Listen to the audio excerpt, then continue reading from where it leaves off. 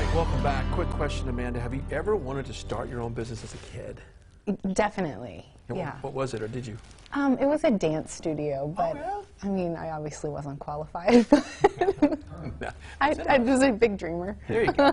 We're all big dreamers, and of course, I think inspiring our youth to go on and start their own business is a big part of it. Marlon Jones joined me with Youth Entrepreneurs. Welcome to the show. Thank you. Glad to be here. Yeah. Glad to come. Glad you're here as well. I mean, this is a big part of setting somebody's course for perhaps the rest of their life, you know, learning how to create their own small business. It is, and I think there is a little bit of a misnomer to the name Youth Entrepreneurs. We are really trying to develop an entrepreneurial mindset. Okay. And what that means is that you can work inside of a business, which we call entrepreneurs, and still have the mindset of adding value wherever you are. Yeah. And you guys have a lot of roots down here in Central Texas area. You work with local high schools. Let's talk about that. We do. We are currently working with Rappaport High School. We also work with Temple High School. Down the road a little bit, we work with Fredericksburg High School, and we just started a partnership with the Doris Miller YMCA. Typically, what are the ages that you're serving? Yeah, typically we work with high school students, but we do have programs that run in elementary and middle schools. So maybe a young man or young lady who wants to open their own bakery might be paired with such a business to learn more and be inspired, or Yeah, how so does it work? Yeah, that's part of it. The curriculum and program is pretty robust, so it's actually a class that students take for a credit towards graduation. Okay. But outside of that class, there are tons of experiential opportunities That's that they can awesome. get plugged into. Very cool. What's some of the feedback you get back from the parents? Because I think this is the Yeah. way to really set some discipline in a real positive mindset. Right, yeah. The parents are really over the moon about the program.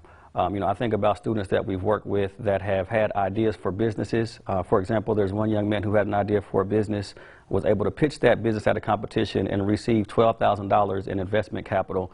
And so that really changes the life of a student. And so parents are really excited about these types of opportunities. Wow, that's awesome. How do you figure out what someone might be interested in doing? You said dance, because obviously Amanda was dancing in her bedroom as a kid, right? Yeah. And obviously I was Dance playing video lessons. games, because Yeah. I was talking about that. But how do you kind of find out what someone's interested in? Yeah, I think what the program does is it builds this capacity to take risk, because the reality is what you may want to do at 15 is not the same thing you might want to do at 20. But being able to step out there and try something, it really helps you to identify what you're passionate about and how you can really mobilize that passion. Yeah. You've got 3 girls. We were talking. know. Which one do you think out of all 3? Well, I think Lila is super creative, but Bryn's more motivated, I guess. And then Campbell's more of a worker bee, I think. She's very good at like following the rules. So maybe they'll start a sister business. I think it could be good. And I'll wear the sweater. Yeah, there you go. I like that. I like that. And of course, you know, I think it does get that entrepreneurial mindset that carries on to college, perhaps. Let's just say they have nothing to do with their business, but now they're focused on a task. Yeah, that's what makes the difference. Once you have that mindset, you can be really successful in whatever you want to do. And so beyond the tacit knowledge that you get in the classroom, there are these core values that we help to embed in the students that no matter what they're doing, they can be successful as they move on in life. Let's quickly talk about that Shark Tank type model you guys have as well. Yeah, so part of the program is that students get to participate in what is called a market day. And during that market day, preparing for that market day, they develop a business idea, they vet it, they market it, and then they turn the classroom into Shark Tank. We call it more of a dolphin tank. It's not as intense. But they pitch that idea to their teacher and to other from the community, and then they actually receive a micro loan to run that business at their school, and then all that they profit, they get to keep.